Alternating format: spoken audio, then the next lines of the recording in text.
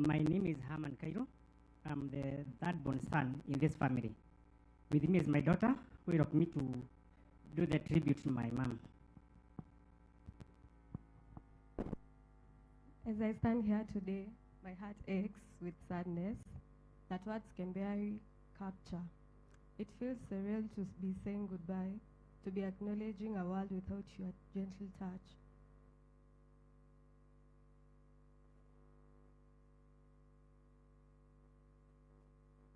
And the quiet strength that anchored our family. I remember countless moments, your laughter echoing through the house, your patient hand, even when I doubted myself. You taught me kindness, resilience, and the importance of a loving heart. Every good quality I possess, every bit of compassion I saw, is a direct reflection of the beautiful soul you are. Though a part of me feels lost without you, I also feel an immense gratitude for every single moment we shared. Your love was a constant, a warm embrace that I will carry with me always. You may have left this world, Mom, but you will never leave my heart.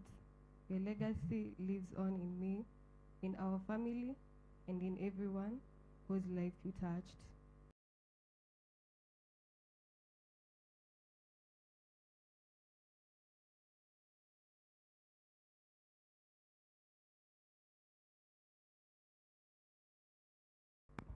Thank you. Wangesi.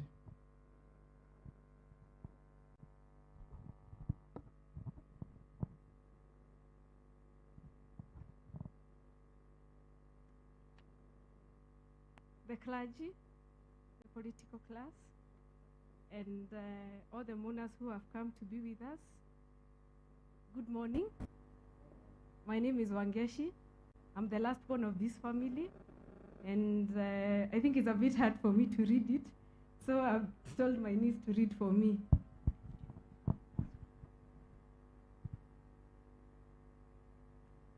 This must be the hardest write-up I have ever had to do. I had a friend, a sister, my twin. I was a copy and paste. You would endearingly call me your sister, and I had the privilege of being named after her.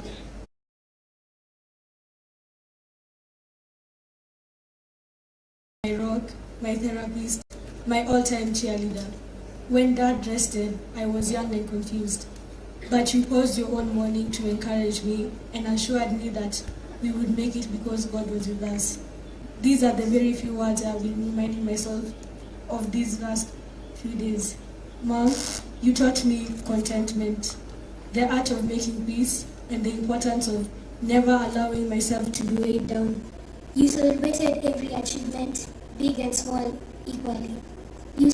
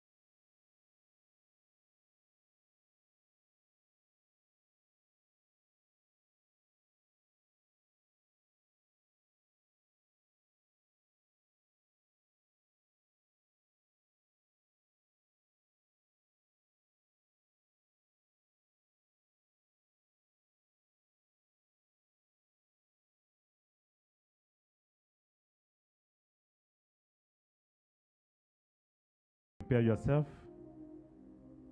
Because he lives, I can face tomorrow. Because he lives, all fear is gone, because I know He holds the future, and life is worth the living just because He lives. The in-laws will be following after this, please.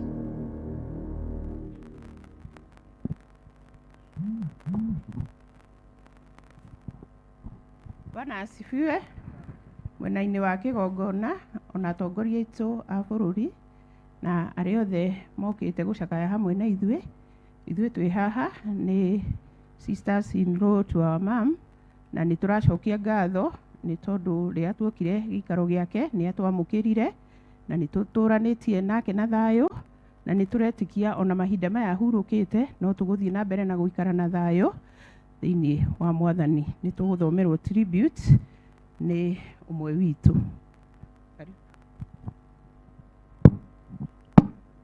Bwana asifiwe. Your Excellency, Excellency Honorable Rigathi Gachagua, the clergy and all leaders present, family, friends, and fellow mourners, all protocols observed. Good morning. God is good, and all the time, and that is His. Yeah, my name is Mercy Wambui Mathenge. First is to welcome you home, karibuni sana, and second is to thank you all for your prayers, for your messages of condolences, your presence, and financial support that you have accorded us during this very sad season. We truly appreciate this. For the last few weeks, I have had this song coming over and over every day, and I've been singing it, this song of Bilangu. And for the song, I started singing this song, and God was preparing me because I did not know that this song was actually preparing me for what was ahead of me. And this song, when Mom went to be with the Lord, my husband was away. Yeah. And I had a very hard task because I was all alone and planning for all this, trying to balance everything. But the Lord has held me together, and He has given me the peace. His people gathered around me, and His grace was sufficient.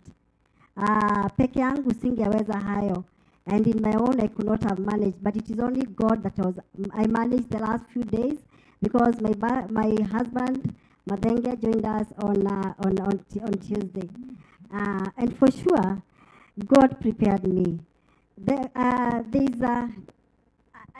I kept having this urge that I needed to see Mom, and 2 Saturdays ago, I told my husband that I needed to see her, and what he told me is that since he had some function or some commitment in Kenya on Tuesday, to just hold on and we would go together on Tuesday, and that is what we did. So on Tuesday, after that commitment, we came home. We decided to make to just carry some food so that not to bother the people who were at home. And little did we know that that was our last meal together. We went and had the meal together with Mom. Mom was in very high spirit, and she was at that particular time when we entered the house. Normally, when you tell Mom, "Wakia maitu," because of the dementia, she would tell you, "Wakia maitu." But this particular day, she told me, "Wakia you." So she was very, very, very alert on that particular day. Then from there, my sister-in-law Joyce tells me that on Wednesday, the next day, there was a fellowship. And during that fellowship, it was supposed to be held at her house. But what she decided, since Mom had lost part of her mobility, she was not so mobile, she decided to conduct the fellowship at Mom's house. And she tells me that the turnout was 100%. Everybody attended that fellowship. It was like God was preparing even the members and the people they used to worship together for the final fellowship. So looking back, what I can see that God gave us one more beautiful moment that Tuesday, and we were able to spend the whole afternoon. Normally when we came to see Mom, we'd leave around 4, but that time we left around some minutes to 7, so we had the whole afternoon with her, and she was okay. And God gave us one more conversation. We talked, And she was able to converse that particular day. And we had one more memories to add to the many, many memories that we have had. So, for me, these memories stretch back up over 20 years ago when we got married. And when I first walked through Mom's door, this period I became double blessed because I acquired a wonderful mother-in-law, because through her, God gave me a beloved husband, a kind, caring, and God-fearing man who loves and supports and has been a great blessing in my life. For the first day, I entered my mom's home. She welcomed me with open arms and genuine love.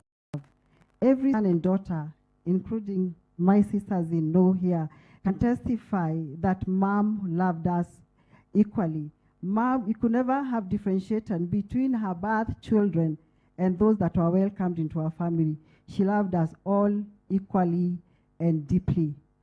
After Dad went to be with the Lord, that is 2003, that is, it will be 20 years, 16th of December this year, Mom became both the pillar and the glue of this family, always bringing us together with warm kindness and intentional love. Every Saturday of August, every last Saturday of every year, Mom would gather and host all her children, grandchildren, and great-grandchildren without fail. Her calls, her visit to our home, and the stories she would share about her youth and memories we will always treasure. She lived on the virtues of Proverbs 31 woman in such a natural and practical way that she made them feel attainable to all of us. It is painful to know that we will no longer hear her voice or experience her warmth in the same way. But even in grief, we remain anchored in gratitude and hope. Gratitude because God was merciful for her and spared her suffering. And hope because she knew the Lord. And I know now that she's resting in his presence. Rest well, Mom. You are not only a mother to all of us. You are not only a mom we know to all of us. You are a mom to all of us. We loved you, but God loves you more. Rest in peace, Mom. A clap for them. The in-laws, I think they have done together. Yeah, they have done together. So at this point, we invite Honorable James Madege. People may not know you by that name. Yeah, welcome, please.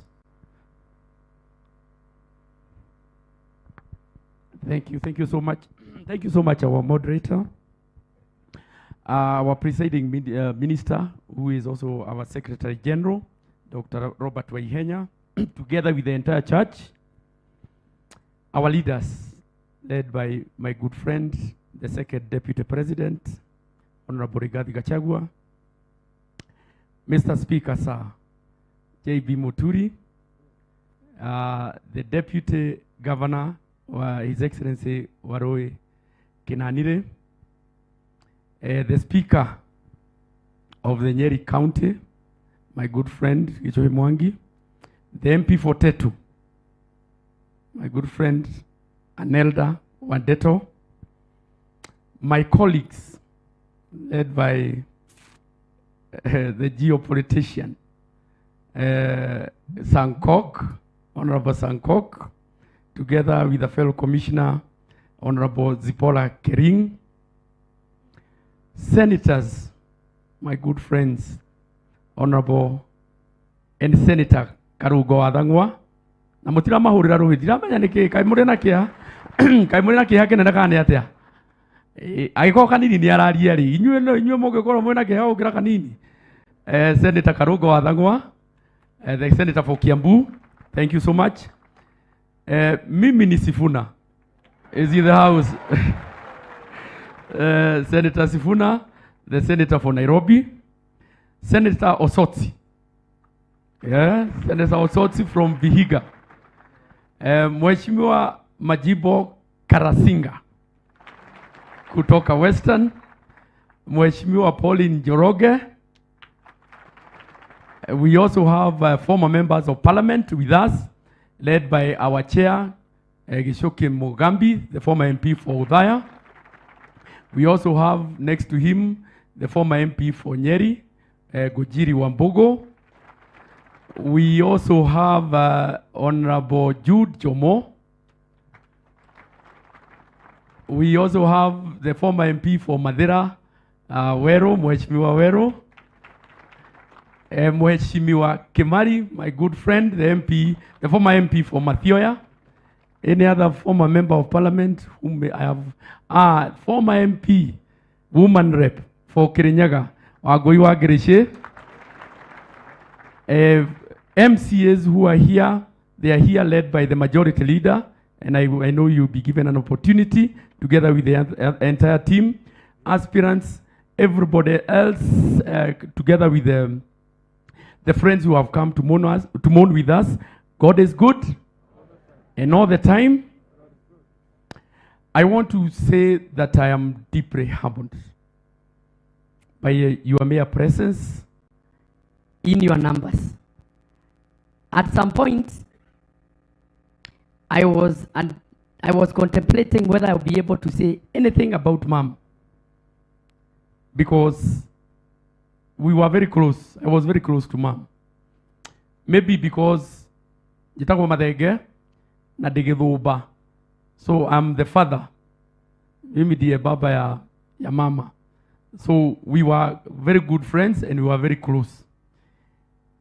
But I got the courage when I saw the numbers, the friends who have stood with us.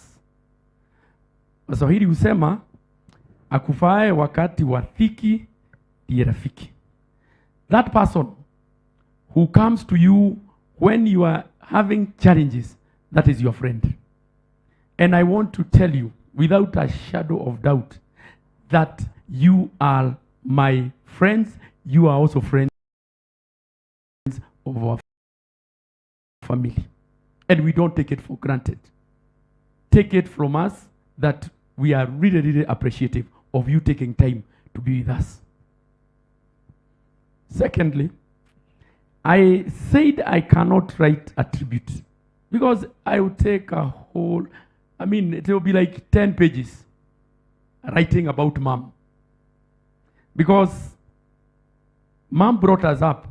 Mmesoma kwa hiyo historia, changanya kwa Kiswahili. Mom alitulea tukiwa huko Watuka. My father that time alikuwa anakaa Muiga. So yule mzazi tulikuwa tunajua kabisa is our mother. Because mama tulikuwa tunakaa na yeye from Monday to Monday, but my father was coming weekend, maybe weekend moja na hiyo ingine. So sisi tumekuwa na mother. And she was a strict disciplinarian. Ogeigwire agwita ngurwe. Saa hiyo hakuwa amevaa kitambaa ya girodi. Saa hiyo hakuwa amepata neno. Saa hiyo hakuwa amekutana na neno. Ogeigwire agwita ngurwe. Maybe agatondo at some point netwarithagia ngurwe gwitu. We used to have pigs at our home. The next thing, kiria kingi gigukorwo kiri next. Akorwo ni ruku rumariko. Agukuringana ruku ru. Nigetha ugie mitugo. No tutietigirite mami muno. Ta mutimia uria watureraga witagwo Jabi.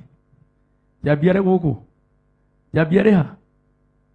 Jabi uyu Jabi uyu. Uria niwe twetigirite gukira mami. Niwe waturerire turi anini turi twana tunini na tugikinya kugimara na thengio muno ni waturerire wega no ni watuhuraga muno. Thina, the problem is tugeenda kuambia mom tumepigwa, badala ya kuhurumiwa unaongezewa ingine. So Jabi took advantage. So alikuwa na deal na sisi kwa sababu alikuwa anajua haezi pelekea maneno mom. Mom hakuwa anaenda kanisa sana those days. Tukiwa huko Watuka. Na sisi tukadecide kwenda kanisa. Hivyo tu tukajipata tunaenda kanisa. So we found ourselves in the AIPCA choir. Ndirikanaga tuli choir-ini, twekorire tuli choir-ini. Baba Munyinyi, Uncle Haman the late, alikuwa amealikwa harambee ya AIPCA Watuka. Akaona watoto wana dance kwa choir. Akirora ciana icigithĩti cia mũrũ wa nyina nake nĩ wa PCA. So that is how he talked to my father. Akĩmũria kaĩ ciana ciaku ciathamire kanitha kana wathiire atĩa. No nake baba higo nake ndathiaga kĩ kanitha. It was a turning point because that is the time our parents joined church and they became very firm church PCA church members. Niĩ nĩ nginya kũbatithio nĩ wĩhia wakaga tuge. Ni ndabatithirio ndĩ class 4. Ndatũraga njĩtagwo Mathenge wa Simon. Mathenge wa Simon, Mathenge wa Simon. So that early history, mom mentored us, akatushikilia. Ithuĩ twĩ gĩcagi, sisi tukiwa huko kwa village, Watuka. Na namhape nimeona mwalimu wangu wa nursery hapa, Teacher Lydia. Teacher Lydia ako wapi? Mwalimu wangu wa nursery. Ako kule nyuma. Muhurira irohe, ura ni mwalimu wako wa nursery. Teacher Lydia. Mom made sure, despite that the challenges that we had in those villages, mami, ithuĩ twarĩ ciana cia mbere kũgũrĩrwo iratũ na thuti ya kauda suit twena my brother uri haha witagwo Kairo. All the time we used to have kauda suit similar because of the efforts of mom. So mom brought us, she nurtured us, and then we moved in 1986, we came here. She used to wake up very early in the morning because the school is far. She used to wake up very early in the morning, anatupikia chakula, tunabeba tunaweka kwa ile kabol, unaenda nayo shule. Alafu alikuwa anapika asubuhi so that at least hata ikifika saa 5, saa 6, it is not that cold. Hagetupatia chakula ya jana. Alikuwa anapika asubuhi, tunaenda nayo. Mama has been very close to us, together with our late father. They introduced to us, and my wife has actually said it. We are one of the very few families ambao every 2 months we meet as a family. We go visiting each and every brother, sister. Unaenda kutembeleana every 2 months. Actually, hii meeting here this month tulikuwa tunataka kufanya kwa Grace on the 30th, and then on the 31st we come and do a fundraising here ya kanisa ya mom, together with some fellow golfers and some other people who had decided to join in na tukuje tusalimie mom. Unfortunately, that one did not come to pass. Your Excellency, my wife has said that on Tuesday last week, we decided to come and say hi to mom because my wife also wanted to say hi to her. Mimi nilikuwa nimeona mom because every other weekend nilikuja nasalimia mom. In fact, to most of the golfers, tukimaliza golf, nilikuwa nawaambia hata sikai kwa club, nakimbia nyumbani nisalimie my mother. So to you, all of you, if you have your parents alive, kindly muwe munawatembelea. So Your Excellency, we came here on Tuesday. Na my wife amesema, because you, Your Excellency, had put me in a program that I was going with you to the United Kingdom, the UK, for a number of functions. So I came home to come and tell mom that I'll be going away. I'll be going out of the country. It was my usual thing. Whenever I'm going out of the country, because I'm a member of South Africa, whenever I'm going to Arusha or to any other place, I would come here and tell mom, mimi naenda. So wakati tumekuja na my wife, as she has said, that time unamsalimia wakiama ito, akaniambia wakiawa. But the previous weekend, tulikuwa na yeye, na nilikuwa the preceding weekend, nikamsalimia wakiama ito. Akasema, wakiama itu. Of course naturally ukiwa mtu wa Nyeri akikwambia wakiama itu na wewe you are a man, unaona hapa kuna shida. Nikamwambia mam, githeti mathega waku. Akacheka, then she was okay. But on this particular day, nilimsalimia wakiama itu, akasema wakiawa. So she was okay. Tukakula pamoja, then mwishowe nikamwambia mam, nimetumwa na His Excellency Rigiji kwenda London. I tried to explain London niku. Todo mam nirari na dementia ilikuwa imeingia. She had dementia. She didn't have any other condition. Hakuwa na any other sickness. Is that dementia ile tu ya kusahau hapa na pale, which is a condition. So damwera naenda London, nikiona dana nyita. Ngimura naenda kuona Queen. Agitheka akacheka. So you know wakati nimemwambia nimeenda kuona Queen, so nikaona kumbe ameshikanisha ni wapi naenda. Then on Thursday, Your Excellency, you dispatched us. Gitugati Medho, Samido and myself. Na tukaigia ndege, tukaelekea London. Tulitoka usiku on Thursday. Na tulikuwa tunafika 6 in the morning kule London. Kulandi tu hivi in London. The first message I got is from my brother, my younger brother Cairo here. It is urgent, call home. Nikampigia. He told me, mom collapse nyumbani na my sister is crying all over, Joyce. So yeah, hajui what is happening because Cairo is a med, ni daktari, lakini he was not here. So wakaniambia mom, Joyce ni kulia analia. So they were able to call our cousin, akakuja akachukua mom hapa nyumbani, wakamkibiza hospitali. But unfortunately before afike hospitali, our mom had rested. I want to say that I have this courage to speak in front of you because I have no regrets. I have absolutely nothing that I would say would have wanted to do for mom that we didn't do. We did everything for mom. We made her comfortable. Even if she wanted, if it was a medical condition that required her to be taken out of the country, would have done that. But there was not that medical condition to take her out. Mom was 83. Miaka ya Biblia ni 70. So ukiwa mtu mzuri, hii ingine yote ni bakshishi. So for us as a family, we are celebrating mom.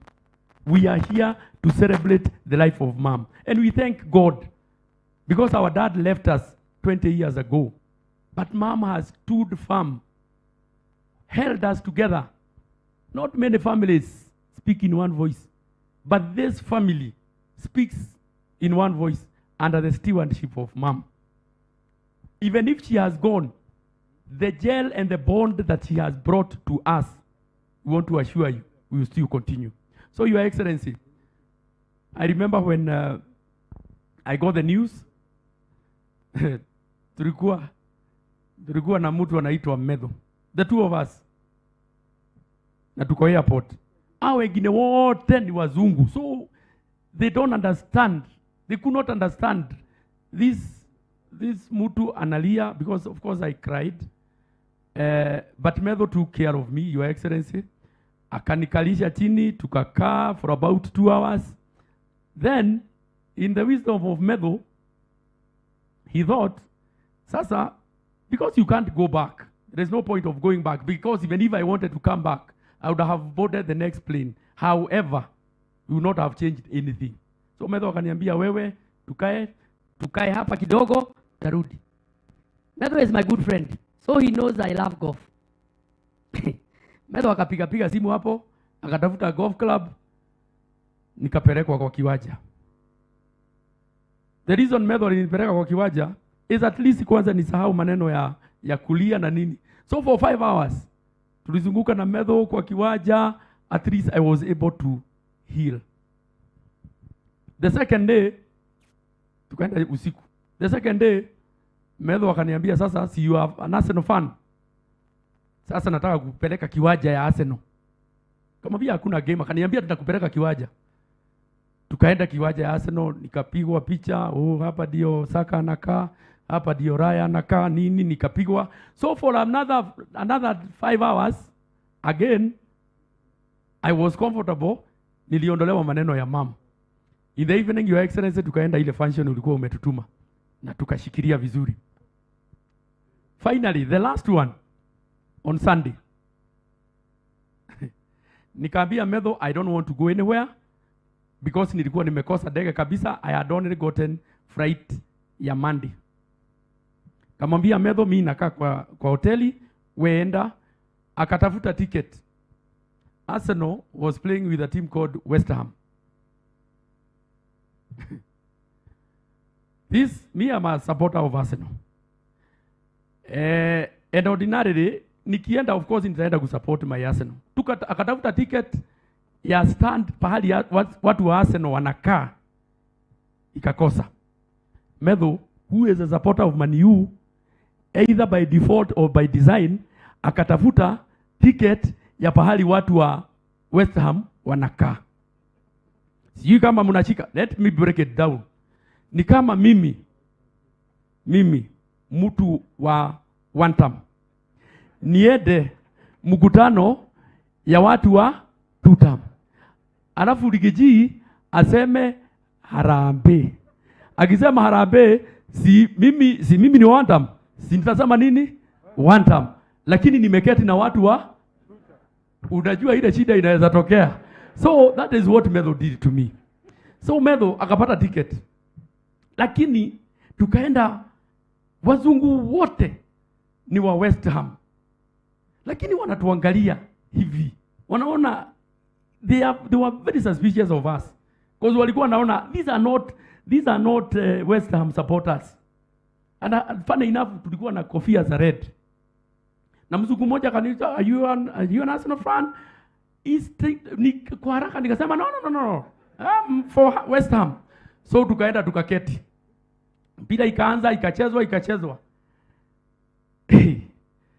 Your Excellency, Medho aliniweka kwa shida mingi. Wakati Arsenal inaenda kuigiza, nikasimama hivi kama nafurahia, nikakumbuka I'm